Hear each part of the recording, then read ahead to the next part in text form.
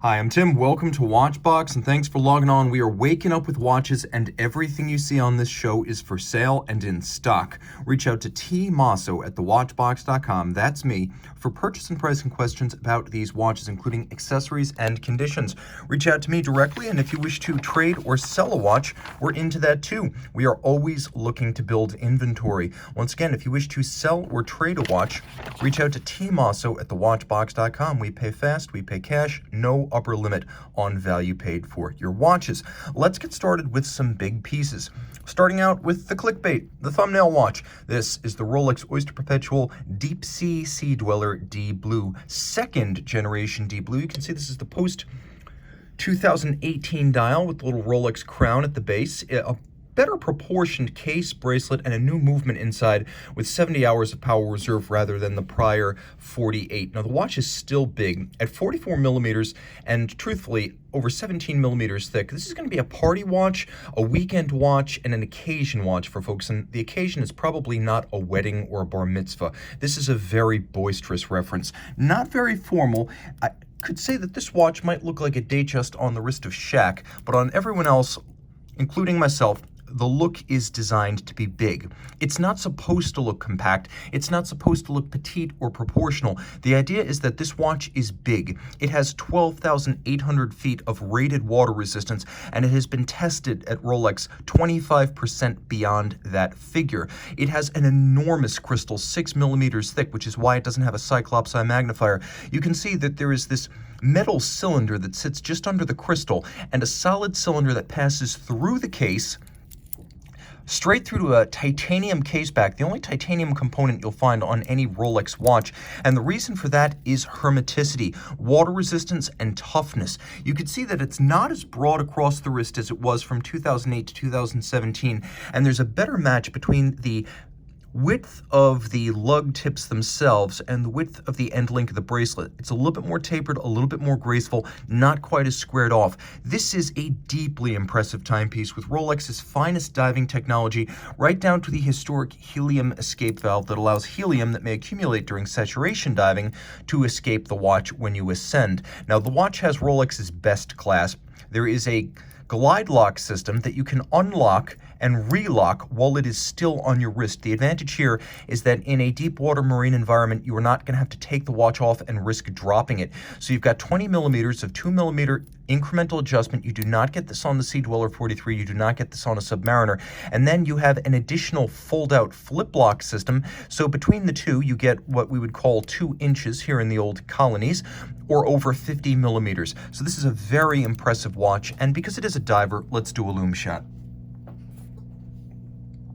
Big blue, and of course Rolex making its own loom, chromolite blue loom. Like everything else in the watch, from the shock protection to the lubricants, it is Rolex through and through. They make their own cases, clasps, dials, bracelets, and movements. And of course this is their Oyster steel, which is so anti-corrosive that you do not need to rinse it after exposure to seawater. Let's go up market, but stay in the city of Geneva and talk about FP Journe and the line Sport. The first FP Journe sports watches arrived in aluminum back in 2011, transitioned to titanium and a darker look for 2014. And for 2018, we got this spectacular bright yellow lacquer dial and a 44 millimeter case, which is what you see right here on this Line Sport Octa Sport. Now, the watch is very thin, 10.9 millimeters, and you can see the characteristic Line Sport case, integrated bracelet, integrated case. This is not new at FP Journe.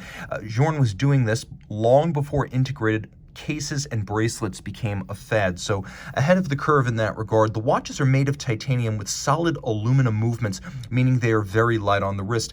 This is the post-2020 model with no rubber bumpers on the case or on the bracelet. You can see the bracelet is now just gray titanium, no rubber bumpers. A lot of folks had strong opinions about those. FP Journe ultimately agreed and submitted, and we now have a full metal case and bracelet without any rubber appurtenances. And the dial is part of the personality of this watch. Journe says that as he gets older, he's making his dials larger and his watches larger because as an aging watchmaker, it's easier to read them. So that's the idea right here. And you can see that the dial is that lush, bright yellow lacquer, and there are black borders to the applique blocks of Luminova. So these numerals are actually three-dimensional. They're applied to the dial, and then there's a black lacquered border to allow them to pop and stand out. There's a day-night indicator. When it's red, you're looking at night, so it would be 1 a.m. in the morning because it's red. Then you have a double-digit date underneath the hands with a lovely red on white font and handsome serifs too. The power reserve is 120 hours chronometric, but in fact the watch will run to exhaustion for 160 hours. There is a quick set for the date, and we're going to flip it over right here. You can see the movement. I promised you an aluminum movement. That's what we have right here. This is the latest version of the Octa Sport. And the Octa Sport is different from a standard Octa. It has the same technical specs, which means 21.6 beat rate, 5-position adjusted, oversized balance, free sprung for durability, unidirectional winding, and that 160-hour power reserve. But here, all in aluminum with a nickel anthracite coating and a unique, more industrial-looking rotor. The ambiance of the movement is more in step with the look of the watch. And because I told you about those wonderful three-dimensional loomed blocks, I'm going to show you the loom shot of this watch. As you can see, the luminescent numerals themselves do stand proud of the dial. A very cool and distinctive look by night. You know exactly whose watch this is. Can you guess this one? I'll bet you can. This is the latest 43.5 millimeter stainless steel creamsicle Omega Seamaster Planet Ocean. A timepiece, 43.5 millimeters is probably the Goldilocks size for this generation of Planet Ocean. It is a master chronometer. It is anti-magnetic, 60-hour power reserve, 600-meter dive rated. Throw it on the wrist. You've got that lovely orange ceramic bezel that is fully loomed. You've got a white ceramic dial, which gives you the gloss, gleam, and the durability of enamel, but without some of the shatter susceptibility and cost issues that plague enamel dials. It's the same aesthetic though, and absolutely gorgeous. Applique numerals, applique indices, a glittering dial with Omega applique logo and marquee. It stands well on my wrist as it's not excessively broad, and I could recommend it for a wrist as small as 15 centimeters in circumference. It is packed with all of the latest technologies, including Omega's latest diving clasp, which you can see has a push button slider and a flip out extension. It has both. You don't need to settle for just one. Underneath the case back, you've got the latest Omega coaxial master chronometer, caliber 8900, tested as a full cased-up watch. It meets the COSC standards, but it goes over, above, and beyond. 6-position testing, not 5. Fully cased-up watch testing, not bare movement. And of course, it also tests power reserve, winding efficiency, shock resistance, water resistance, and anti-magnetism. It is the full package of very durable, shock-resistant, anti-magnetic chronometer-grade movement. 120 click bezel, very sharp, very precise, easier to grip the knurling on the Planet Oceans than on the standard Diver 300 meter, making this a better backup diving tool for your next adventure. Sticking with Omega for a moment and talking about, well, what is new and hot? Of course, we have an all-new generation of Omega Speedmaster Professional Moonwatch. Now, you can see this watch has all the hallmarks of the redesigned model. The diagonally oriented dot 75, the dot over 90, the general aesthetic that parallels the historic moon flown reference 105012, and some subtle changes to the dial. There's a little bit more of a dished contour to the sub-registers, and the indices look slightly sunken into the dial base, which remains matte black. Now you can see the bracelets designed to evoke vintage bracelets such as the 1039 and the 1506, and then you've got a vintage-inspired striated but twin-trigger released clasp. All of this is very authentic in historical ambiance and character, but you can see that the assembly with screw-fixed removable links, and plenty of them, means this is built and finished like a modern bracelet. Inside the case, you have the new caliber 3861. It's still Lamagna based, but it's got features that were not before present, such as, for example, hacking or stop seconds, an extra 2 hours of power reserve for 50 even. It is a master chronometer for the first time, and a coaxial escapement for the first time, 26 joules instead of 18, and it is free sprung for the first time for durability with the silicone hairspring, also anti-magnetic. So you're getting a lot of big upgrades to the watch internally. It remains 42 millimeters in stainless steel externally, and if you look closely here, you can see it still has a Hesalite or thermoplastic crystal with that lovely plexiglass distortion. NASA wants thermoplastic. Why? Easy to scratch, hard to shatter. Though I should mention that this Hesalite can be refinished with a pencil eraser if it does scratch. On the wrist, this is exactly what you expect of a Moonwatch. Nothing less, and actually quite a bit more, as internally this is now the most technically sophisticated Speedmaster Professional Moonwatch ever made, and it will be flying with NASA, so expect that pedigree and that pure-blooded line to remain intact. Speaking of pure-blooded lines, let's go to Le Brassus, a company that needs no introduction, and the watch that built the house. The Audemars Piguet Royal Oak, but this is the mid-size. This is the 15450 OR, a watch that launched in 2012, a 37mm automatic. It's got the same movement as the 15400, the same screw-down crown, the same surface swimmable 50-meter water resistance, but here in rose gold, 37mm, with a lovely gray dial, and it is not silver, it is gray metallic. It's a gorgeous piece for a wrist as small as 13.5 centimeters circumference. If your wrist is 16 centimeters circumference or smaller, skip the 41, get this. It wears similar to the 39 because it is more substantial. The links are thicker, the case is thicker, there's a lot more gold, the clasp is more robust, so it wears a little bit more like one of the big watches in terms of how it feels, but the footprint on the wrist is very similar to the 39. I always said the 41 is more like a 43, the 39 is more like a 41, the 37 is like the 39 round watch case would be. So this is the watch you want, and in beautiful condition. You can see the definition on the bevels of the links as well as the bezel in the case, and you could just see how well kept this watch is, as everything remains sharp, sharply defined and pronounced. You could see the condition of the links, the beveling along the flank, the satination across the top. They retain the sharp polished facets inboard. You can see these little inward faces of the intermediate links. They are also polished. A nice sharp break between the satin top of the bezel and the rounded polished flank. White gold bolts inside and a dial cut on a pantograph lathe. The old 19th century mimicry engine that since 2012 makes these hobnail dials in-house. Audemars Piguet building the dial these days, as well as the movement. You can see the movement is the same base caliber you get in the 15400 or Royal Oak offshore chronograph. Here, automatic winding bidirectional ceramic rotor bearings, very tough with a full balance bridge and a free-sprung Gyromax style balance, 60-hour power reserve, stop seconds, quick set date, and you can see the coats of arms of the Audemars and Piguet family, reminding you that since 1875, AP, the oldest continuously family-owned and run watch brand in Switzerland. A great piece and one of AP's finest in terms of overall fit and sizing.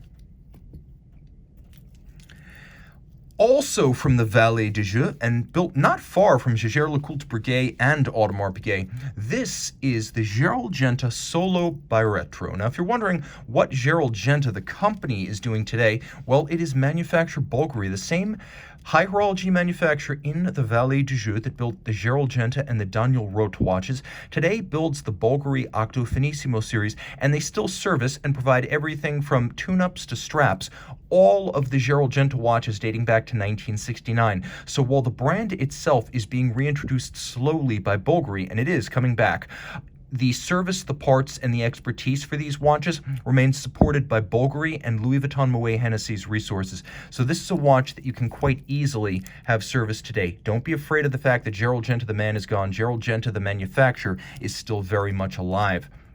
One of the best features of this watch is that you get instant gratification when you show it off to your friends. There's something about a retrograde minute with a jump hour that just never gets old. There's also a retrograding date, and if you wish to, for example, step the hours independently of the minutes, you can do so using a pusher on the side. There are two versions of Gerald Genta retrograde watches. Some have, from this era, the Girard-Perregaux-based movement. This one has an ETA 2892A2, so it's both very durable and very thin. Throwing this one on the wrist, you can see a rare full bracelet. This example is not huge. It's about 34.5 millimeters from side to side, not including the crown, and about 47 millimeters from lug tip to lug tip. So this is an easy watch to wear, and you can see on my wrist, it's a real nice fit. A lovely satin nickel anthracite sunburst dial center with some red and white accents, a carbon fiber dial base surrounding the primary dial. Really good looking, super thin at only 10.4 millimeters thick, easily sliding underneath the cuff. I love these Gerald Genta by Retro complications. Jump hours are a thing for me, and if you don't have Lange Zeitwerk money, this is a great way to get into a historically awesome brand with an impeccable name that has big bucks backing it today. A watch that is, in status and stature, one of the greats from one of the quirkiest brands in the business.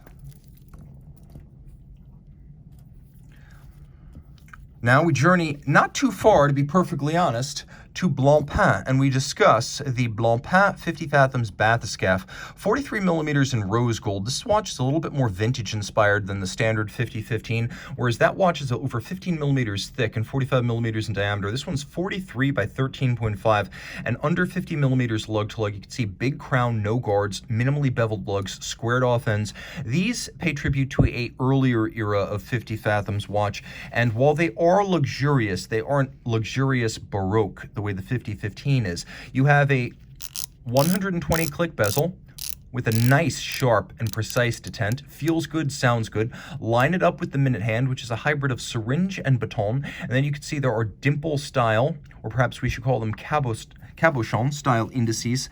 A ceramic bezel insert, very scratch resistant, rose gold, very substantial, 300 meters water resistant, and it does wear quite well on the sailcloth strap. So you have a super durable strap that frankly should last 10 years. Sailcloth is almost indestructible in watchmaking applications. And you can see that the watch is not as thick as the 50-15. Flip it all over and you can see mechanically it is identical to the 50-15. Caliber 13-15, 3 mainspring barrels, 5-day power reserve, very handsomely finished. You can see the bevels are a mile wide on these bridges. Screw heads black polished with chamfered slots. And if you look, you can see there are 3 different finishes on the rotor. There's the media blasting internally, there is satination along its rim, and then you can see mirrored anglage on the edge, and that's just the rotor. You will appreciate that there is a lovely spiral grained dressage across the bridges, and this, instead of Côte de Genève, it feels more appropriate for a modern high-tech movement, and it is a high-tech movement. These are adjusted in 6 positions, free sprung for durability with an anti-magnetic silicone hairspring and a high beat rate of 8 beats per second, so nothing is given up in order to achieve that 5-day power reserve. We did a couple of loom shots earlier for the other sports watches, so we may as well repeat right here.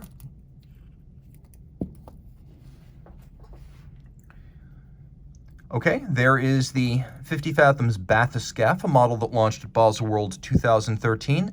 And here's a model that came out in 2005, a limited edition of 175 pieces in steel. What is that? Well, we're sticking with our Vallée du Jeu theme, and that is my hint to you, because this is the Audemars Piguet Royal Oak Offshore Scuba Vempe limited edition, celebrating 100 years of German luxury watch retailer Vempe. This is a 42 millimeter comparatively ultra-thin steel limited series. You can see there's a dedication on the case back, and the watch is one of the thinnest offshores you will ever encounter, because not being a chronograph, it doesn't have an extra module, and also not being a modern Royal Oak offshore diver, which has the relatively thick caliber 3120. This uses a JLC 889, or I should say 899, because it's the free-sprung version, and it's only 12.9 millimeters thick. That's only 0.1 millimeter thicker than a Rolex Submariner. So this is a legitimately thin offshore, under 13 millimeters. It's actually thinner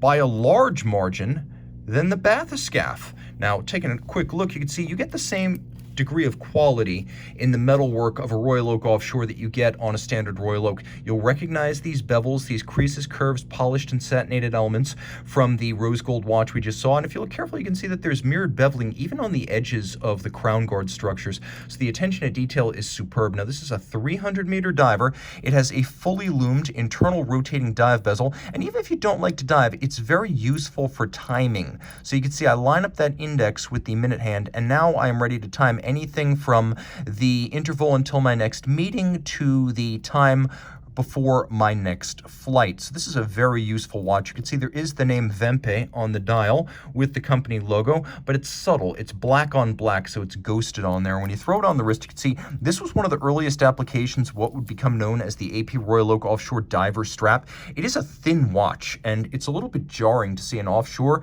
that's almost as broad and thin as a standard Royal Oak 41 millimeter. So this is a great way to get into AP if you want something rare, thin, a little bit more versatile, and as a dive watch, probably the best all-around watch from the Royal Oak Offshore collection in terms of day in and day out pleasure and utility.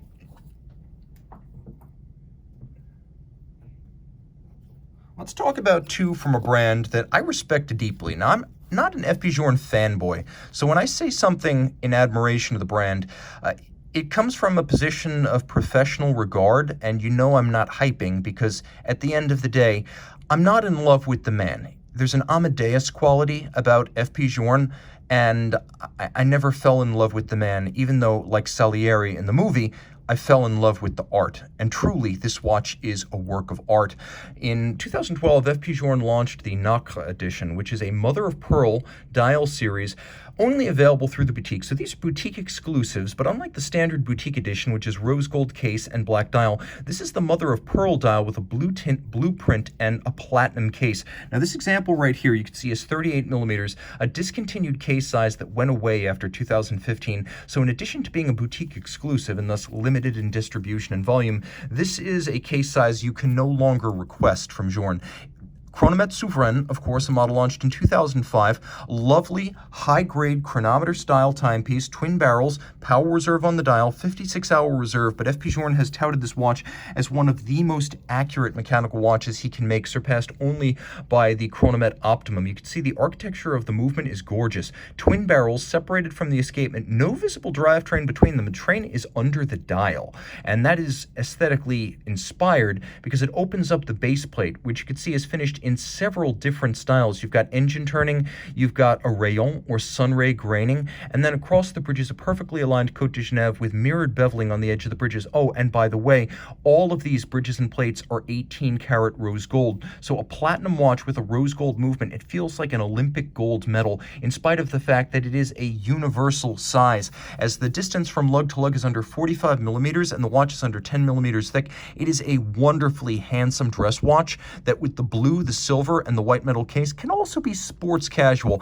Not an aquatic watch, so don't swim with it, but you can easily pull this off in board shorts and a t-shirt if you've got the panache.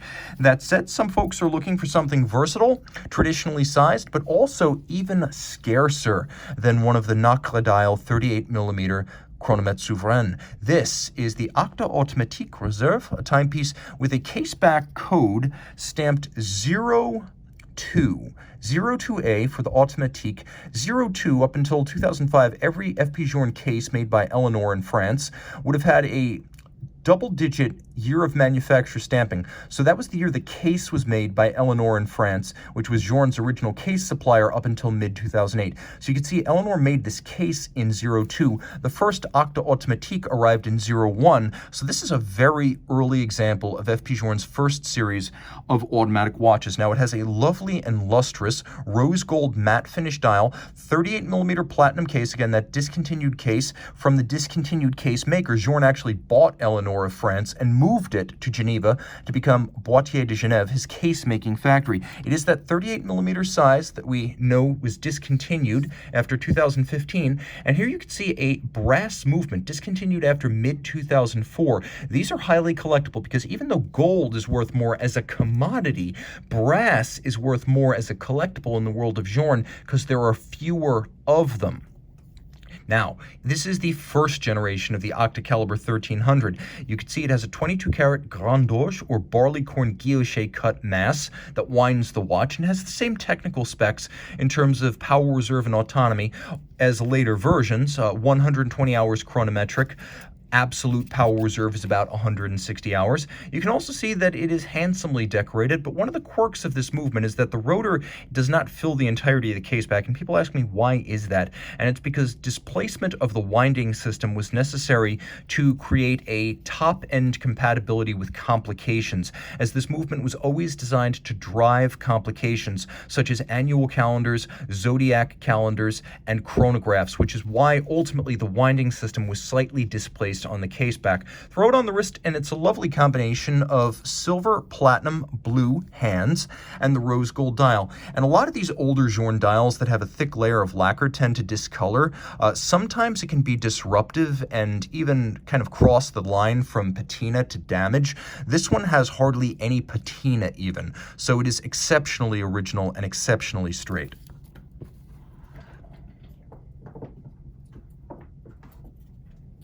Let's talk about two very traditional chronographs from different necks of Switzerland.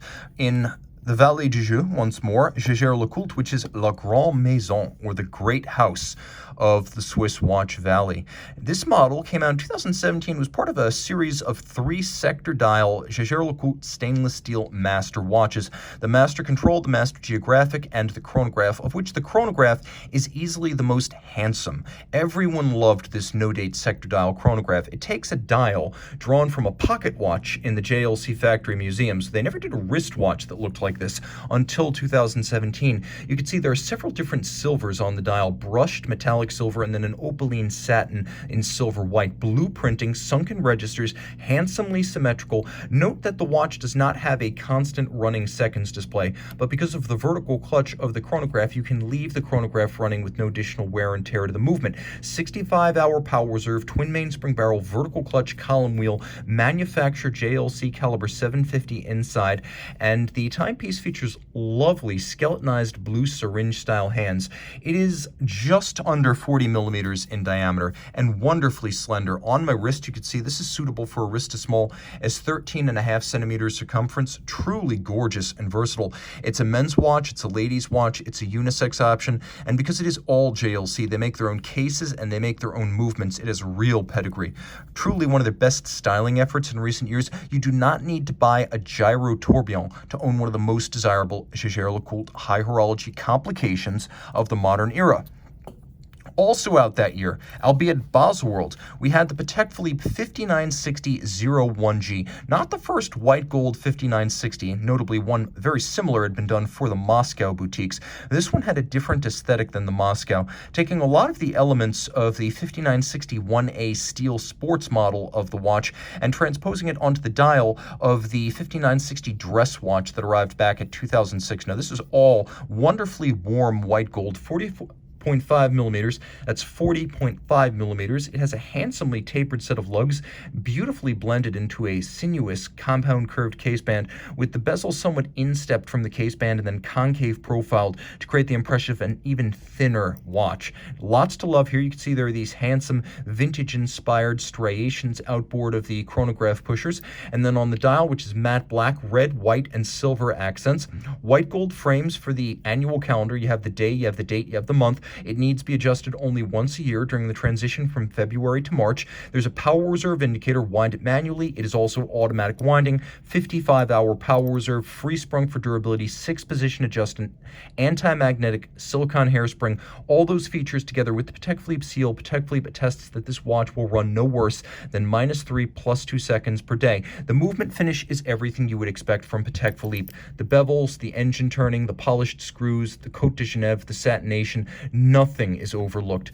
Now, it's also a flyback chronograph. That's true. It's an annual calendar, automatic winding, a power reserve, a flyback chronograph, and it has a day-night indicator. There's a mono counter down at 6 o'clock with the indexes, or I should say indices, for both the hours and the minutes. You can see the hours outboard, the minutes inboard. The idea there is that it keeps the dial symmetrical by having both chronograph hours and chronograph minutes on one dial coaxial. There's a little hole underneath. It's silver during the day, so for example, I am looking at 9 in the morning because that little dot is silver. I'm not looking at 9 at night, but if I were to turn my time all the way into the evening, now you could see that it is 6 p.m. and that little index underneath the chronograph hands, it is half silver, half blue. So that is a day-night indicator. It's another complication that lets you know you should not be using those pusher adjusters for the calendar system at night. It's got a little bit of 5524G to it too. As you can see, it has a Clevis style aviators inspired counterweighted pin buckle, and then this lovely contrasting stitched and cross-stitched calfskin strap. So it's got a little bit of the 5960-1A sports watch, a little bit of the original 5960P, and then some of the 5524 and 5522 pilot's watch looks. A very cool watch that's got a lot going on.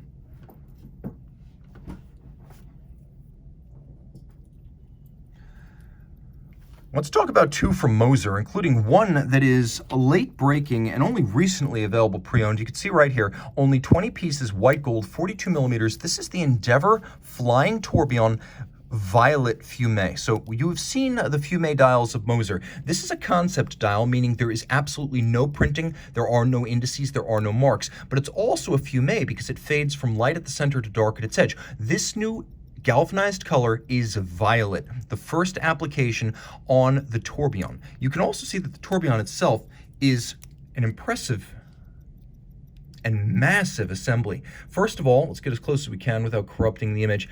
It is a flying tourbillon, so there's no upper bridge to block your view.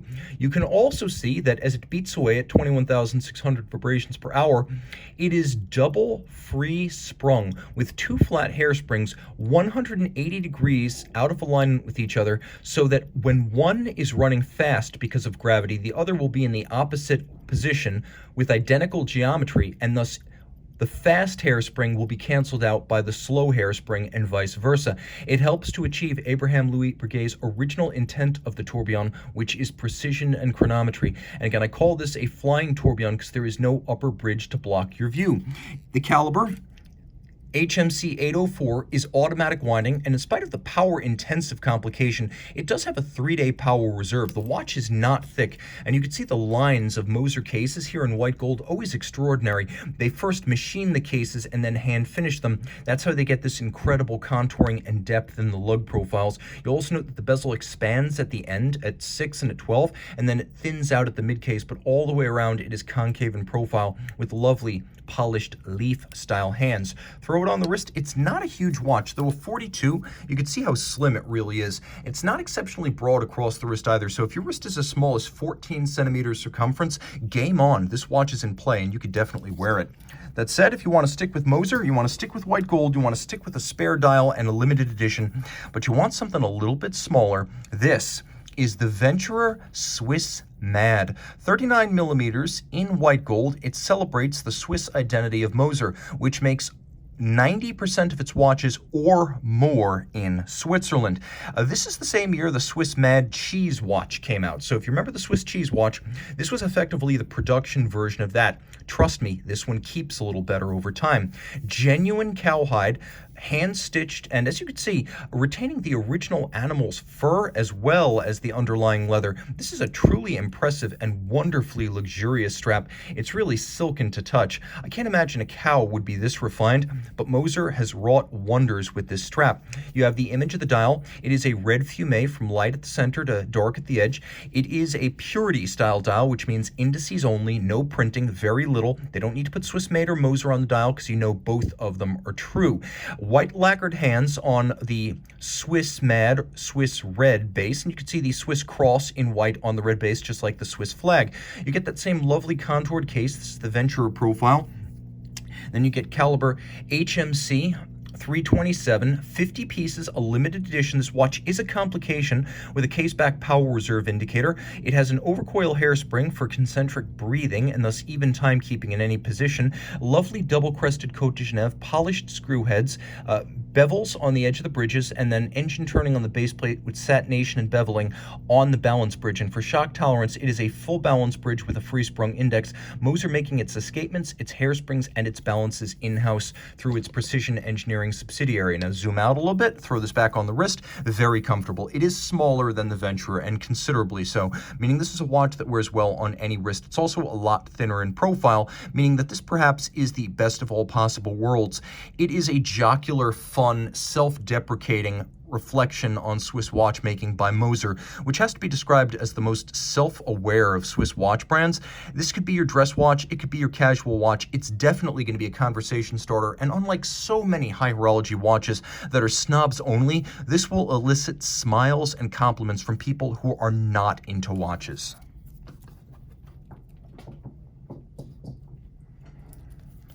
Back to Journe for a minute. This is a watch that deserves to stand out by itself and not share the screen. The spotlight belongs right now entirely to the third generation FP Journe Chronomètre Resonance in black label form. Black label, which is black dial with a platinum case, a sort of boutique exclusive at FP Journe that's only available to people who have previously purchased a new FP Journe watch, and only 2 examples per model can be made black label per year. So among series production Journe watches, this is the scarcest. Now, launching watching for 2010. This is the third generation resonance watch. This was discontinued for 2019, so it had that 1 decade run, and it was designed to improve on the Resonance 1 and 2 by making it easier to tell the time in your reference time zone. So instead of the original 12-12 dial, here we have scrolling hours and minutes, and it's in a 24-hour format, so you can distinguish between day and night in your reference time zone. 42-hour power reserve, manually wound, and you actually set and wind the watch using the bullhead winder. And then because resonance, which mechanically couples the two movements in the one case, it takes about 7 to 10 minutes to take effect on the watch, so the seconds hands are going to be out of sync. So you use this little flyback trigger to get them in sync, and now your watch is going to stay synchronized. Rose gold movement, platinum case, all good, but what really sets this watch apart is the system F. Piguet pioneered in first his third pocket watch, which didn't work on the resonance phenomena. It was intended to, but it did not function. In 2000, he sealed the deal, taking Antti Janvier's pendulum synchronization system, or resonance phenomenon, and adapting it to escapements and balances. So as parasitic losses from friction and vibration emanate out from the escapements and the balances, they actually begin to affect each other, and in a virtuous cycle start to resonate so that they beat together and mutually reinforce. So if one deviates because of shock or position, the other one will pull it back into timing. So it is a chronometer that uses resonance to achieve regularity. It is not a one movement watch. One barrel, one drivetrain, one escapement, one balance, each side completely independent with no mechanical coupling between them. Only resonance binds them together. F. Piguet was the first to ever achieve resonance of balances in a wristwatch. 40 millimeters, 48 millimeters from lug to lug, and about 10 millimeters thick. It's an easy watch to wear even on a smaller wrist. I would consider it a unisex option and recommend it for a wrist as small as 13.5 centimeters circumference. This is a great way to get into Journe. The Black Label Resonance, a core Journe model in one of its rarest forms. And discontinued. I am just a huge fan of collaborations in the watch industry, and Max Moser, back in 2001 with the Harry Winston Opus series, really created the genre. The idea that watchmakers and watch brands would come together to work on a single, multiply branded product was unthinkable during the 80s and 90s, when every brand jealously guarded its exclusivities. Here we have the 2020 15-piece limited edition 40mm stainless steel MBNF by H. Moser & C. Legacy Machine 101 with funky blue fume dial. All the best stuff in one place. It's based on the 2014 Legacy Machine 101, which is basically the answer to the question of what an MBNF wristwatch would look like if it were made over 100 years ago in the pocket watch era. You have an enormous balance that's 14 millimeters in diameter. You have a free-sprung balance architecture, and you can see we talked before about the tourbillon having the two flat hairsprings that are out of alignment by 180 degrees. Here you can see this has been executed on the Legacy Machine 2. This is an innovation that Moser, through its precision engineering subsidiaries, brought to the table. And precision engineering has long made hairsprings for MBNF watches. So Moser has effectively been one of Max's friends at Max Moser and Friends for a long time. Now, of course, after 2005, Max left the Harry Winston Opus series, and instead of collaborating with independent watchmakers and stars in the industry under the Harry Winston label, he did so under his own name. Between Edouard Mélon, the CEO of Moser,